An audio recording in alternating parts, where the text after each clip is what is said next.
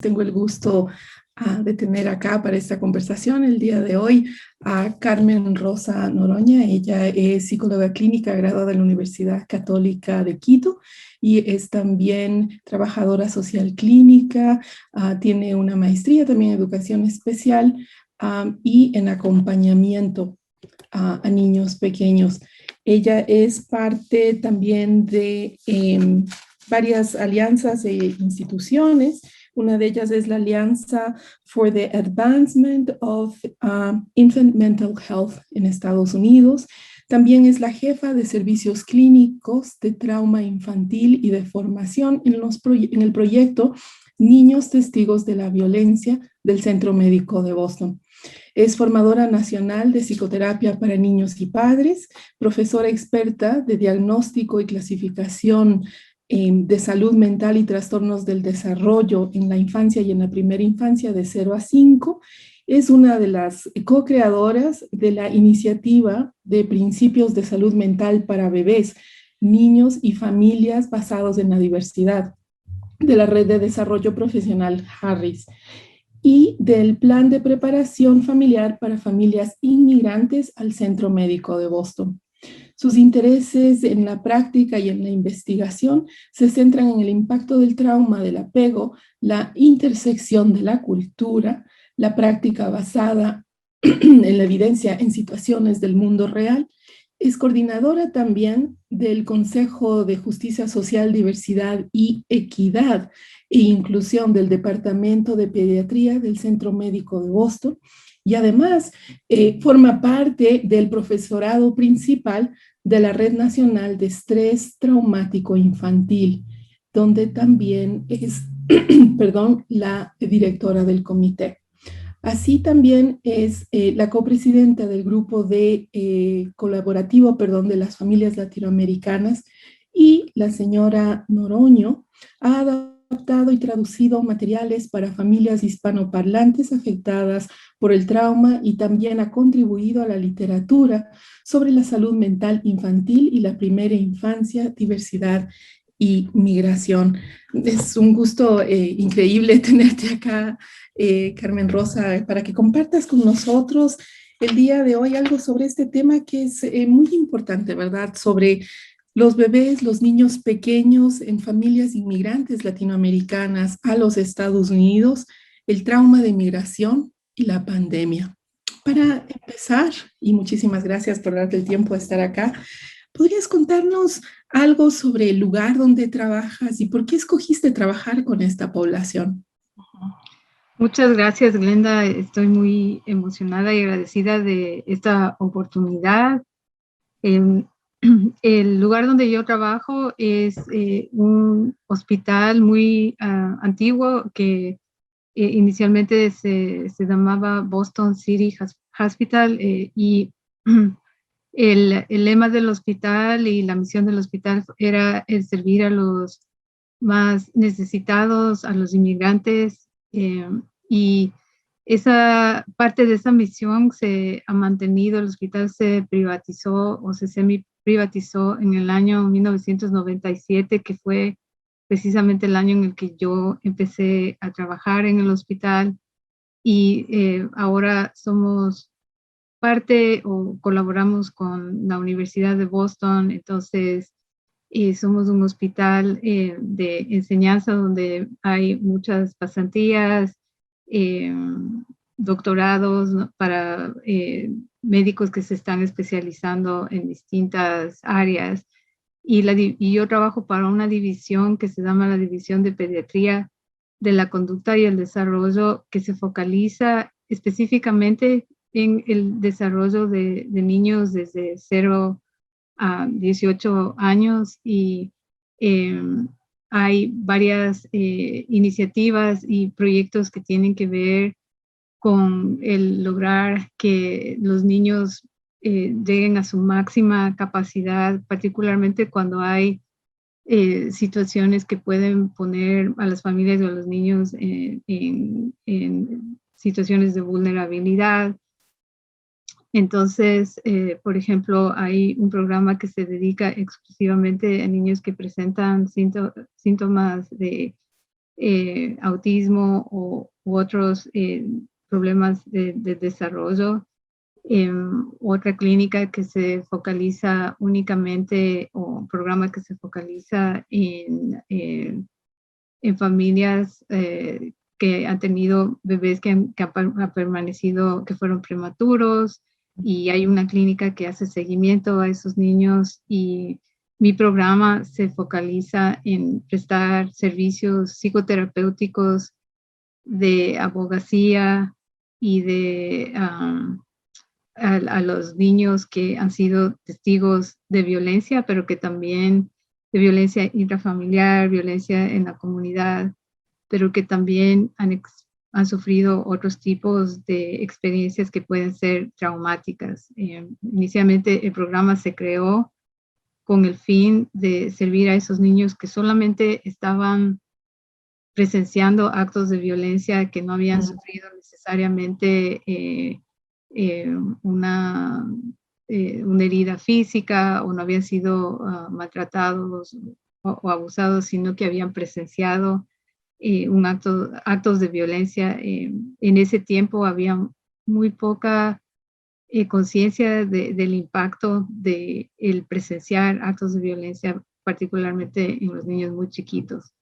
Entonces, ese fue el motivo por el cual este programa en el que trabajo se creó, y a través de los años, mientras hemos entendido más de qué se trata el trauma o las experiencias de trauma y su impacto en la población infantil, nos hemos especializado en otros tipos de trauma, y nosotros atendemos a toda la familia. O sea, la intervención que utilizamos es relacional, diádica, a menudo.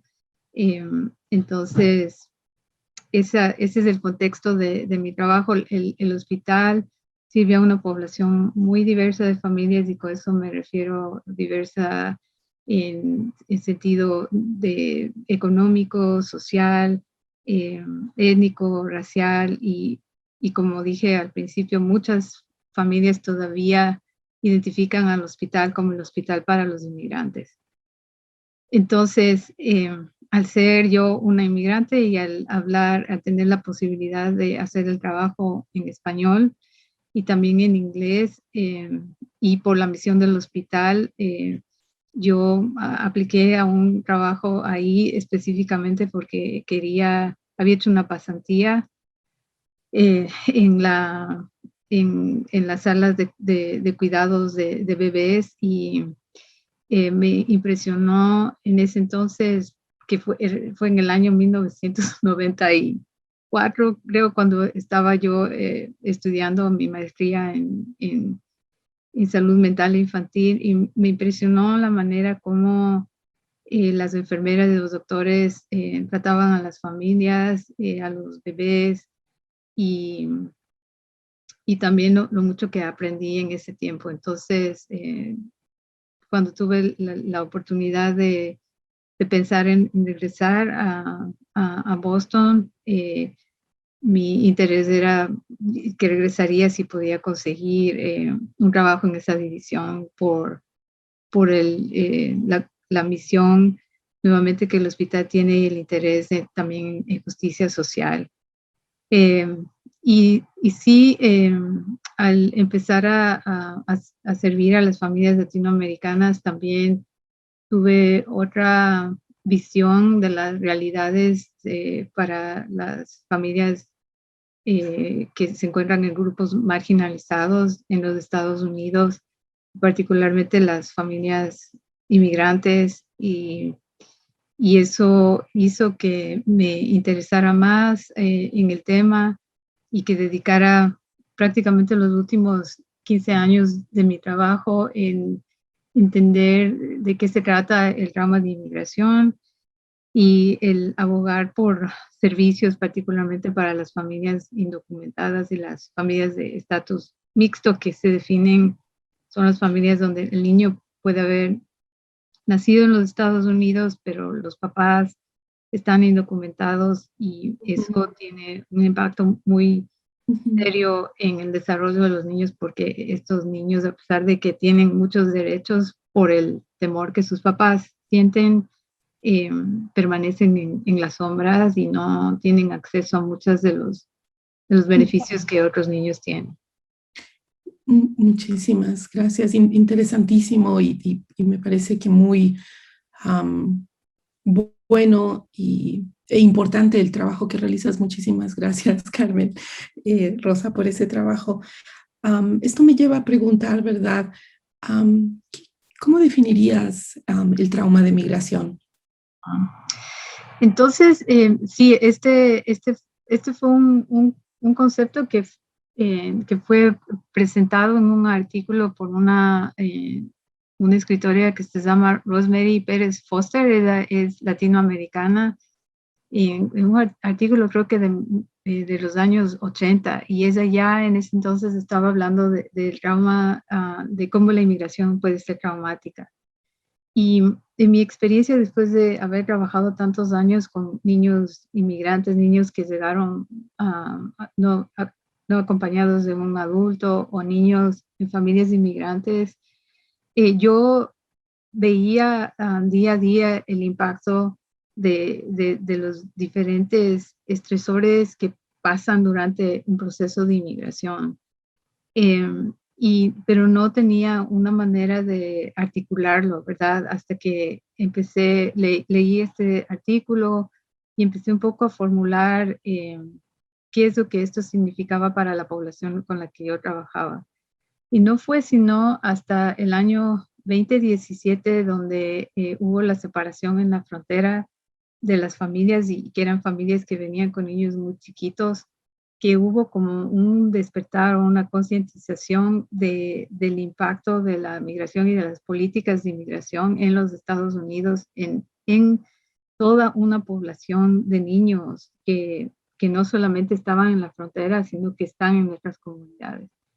Entonces, a grandes rasgos, el trauma de inmigración se refiere a todos los eventos que ocurren desde el momento, desde antes, o de los factores que obligan a las familias a emigrar, más todo lo que ocurre durante el proceso de viaje, ¿no? Hasta llegar al país de acogida, que en este caso serían los Estados Unidos, y lo que ocurre después.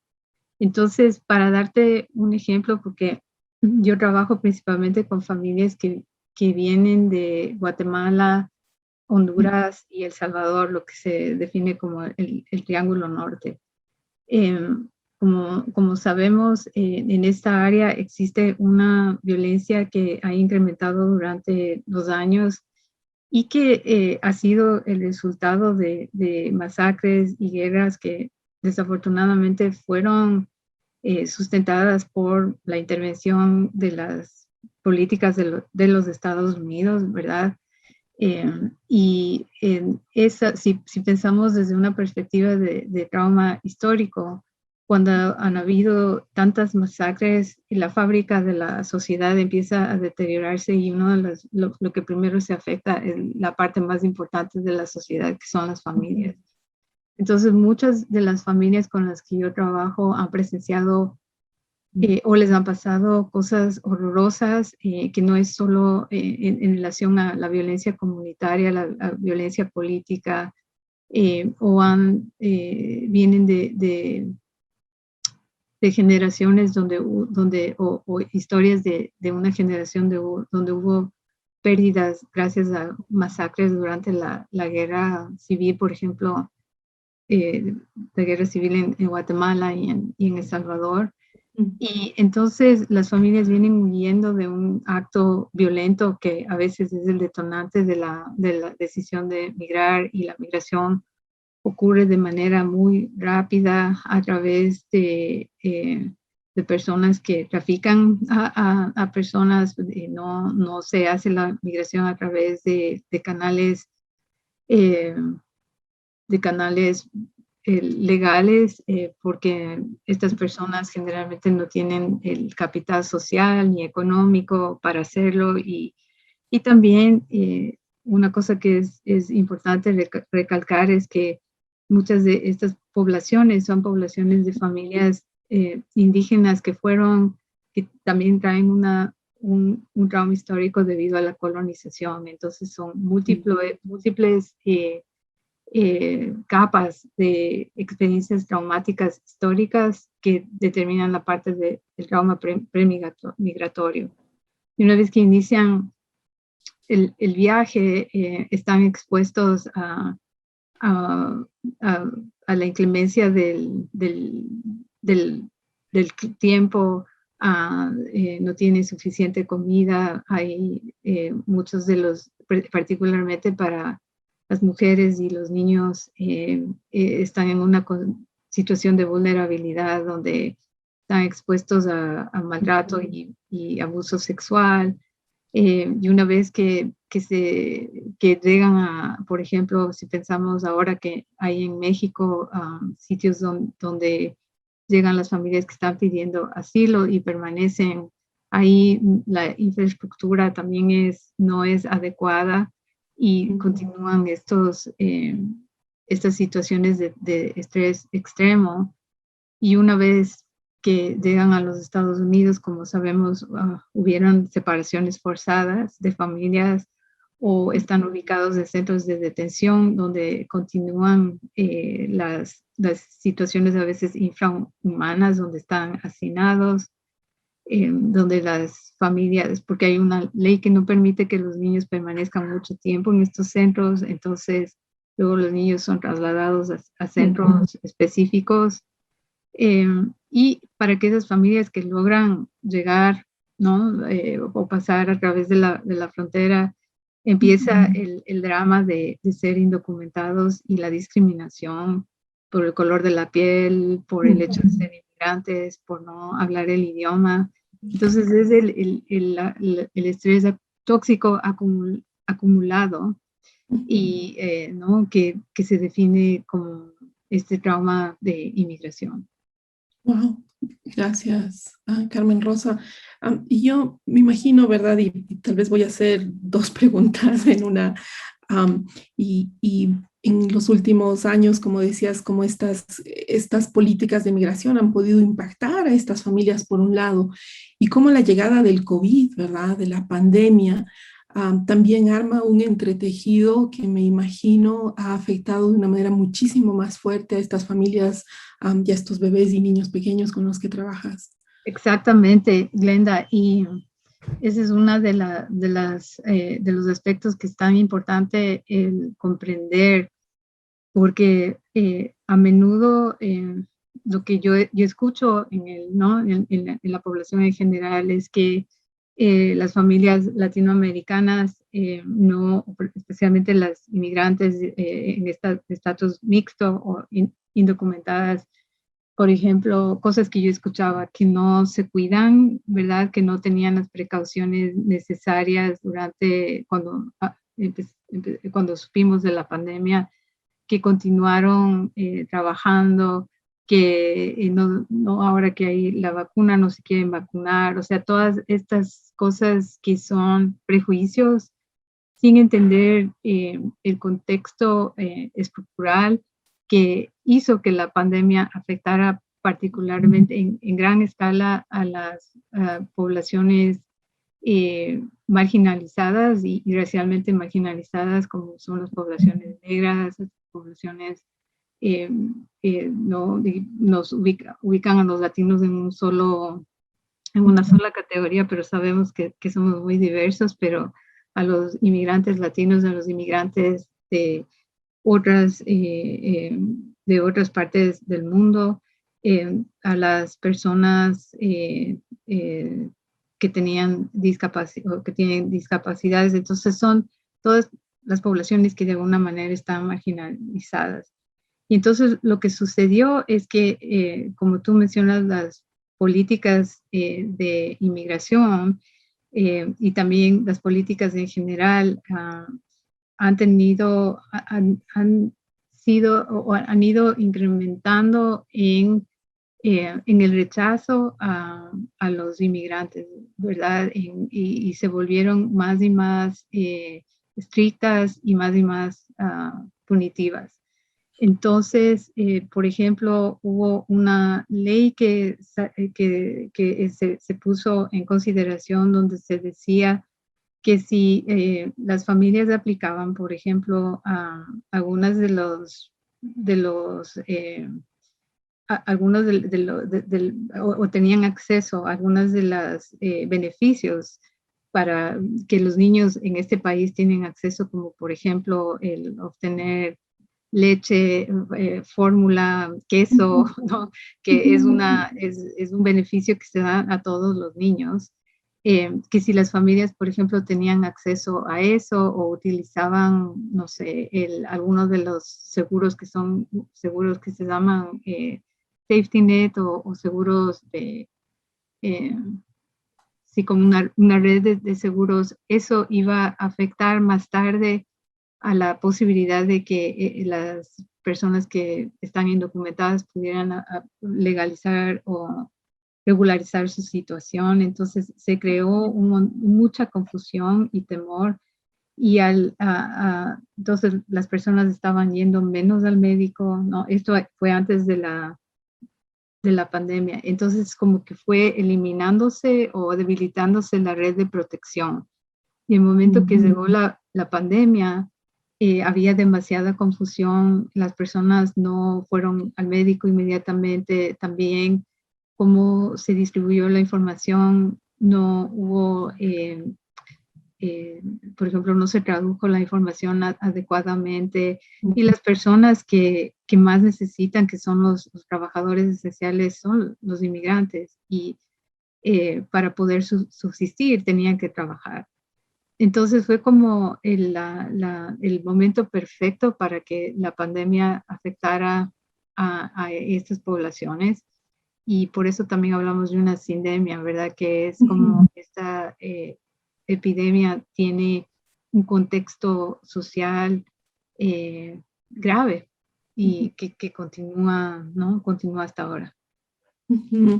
Sí, es terrible como alrededor del mundo en realidad ha develado un montón de la inequidad social, ¿verdad? Y como realmente los más frágiles han sido las personas que más han sufrido la pandemia, ¿no? Y esta sindemia, como dices. Dentro de este contexto, ¿verdad? También me interesaría saber, y si pudieses comentarnos qué intervenciones, porque yo me imagino con todas estas dificultades que cuentas, con las dificultades de no poder ver a las, perdón, a las personas en persona, ¿verdad? Que ya muestra un grado con la dificultad de acceso a Internet o de computadoras, o incluso la dificultad en saber cómo manejar una computadora, ¿verdad? Por parte de las familias migrantes. Me imagino que ese ha sido un reto también. Entonces, ¿podrías contarnos algo sobre las investigaciones, perdón, las intervenciones que ustedes han implementado con estas familias y cómo han funcionado? ¿Qué ha sido efectivo en lo que han hecho? Bueno, como tú dices, una de las partes más difíciles fue como, porque rápidamente tuvimos que, como alrededor de todo el mundo, pasar a ofrecer servicios a través de Zoom y de otras plataformas, pero muchas de las familias tenían niños que estaban en el colegio, ¿no? O tenían que entender qué es cómo iban a hacer las clases los niños. Entonces hubo fondos para que las escuelas dieran computadoras a las familias, pero el problema era que no siempre eso venía con las instrucciones, ¿verdad? O con alguien que pudiera ayudar a los papás o a las mamás en esos hogares a usar la tecnología, o no había servicios de internet que funcionara bien.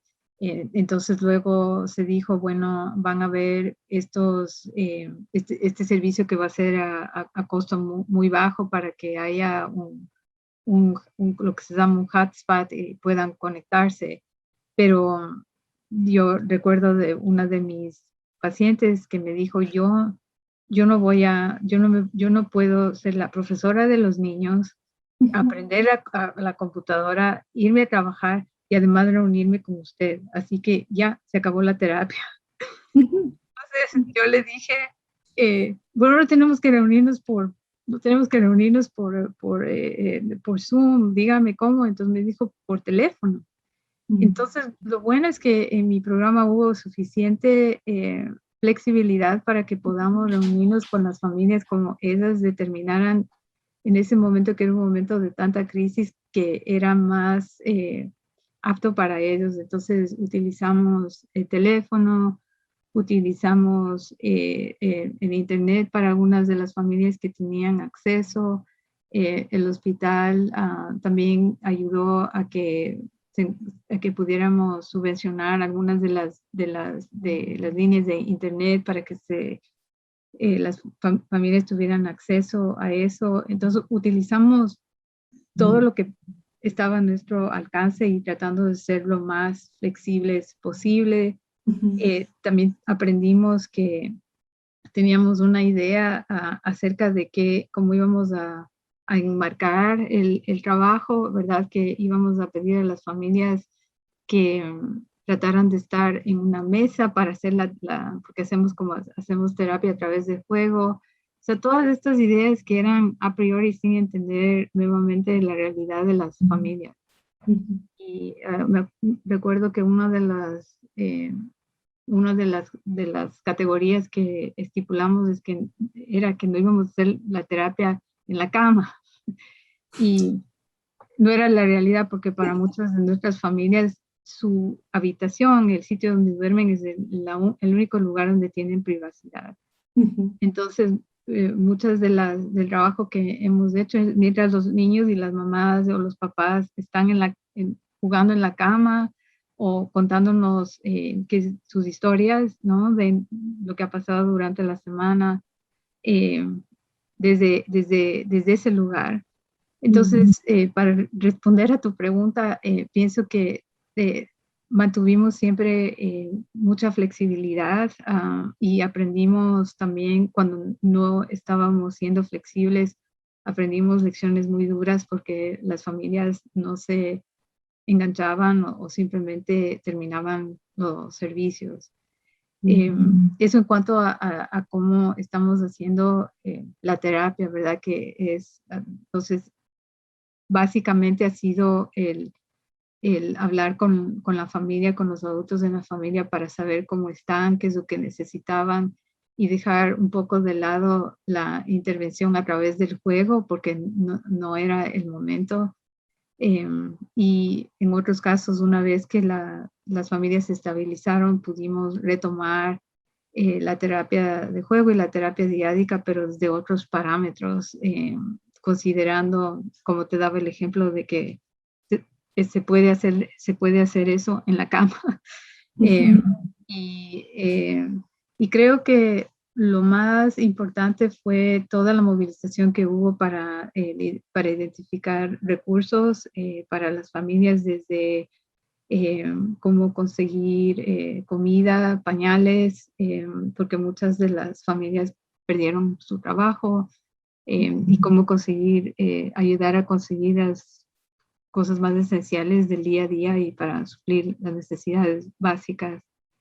Y por otro lado, algo que también hicimos fue el empezar a hablar de cosas muy difíciles con los papás, las mamás, como por ejemplo, si usted se enfermara o algo le pasara, o si hubiera una realidad de inmigración y usted se tuviera que separar de sus niños, ¿con quién quisiera usted que sus niños se queden? Entonces ahí fue cuando empezamos a utilizar el plan de preparación familiar como una manera de empoderar a las familias y hablar de esto que es innombrable, impensable, pero para que tuvieran la posibilidad de sentirse empoderadas y de decidir quién iba a hacerse cargo de estos niños para que no fueran a dar a agencias del Estado.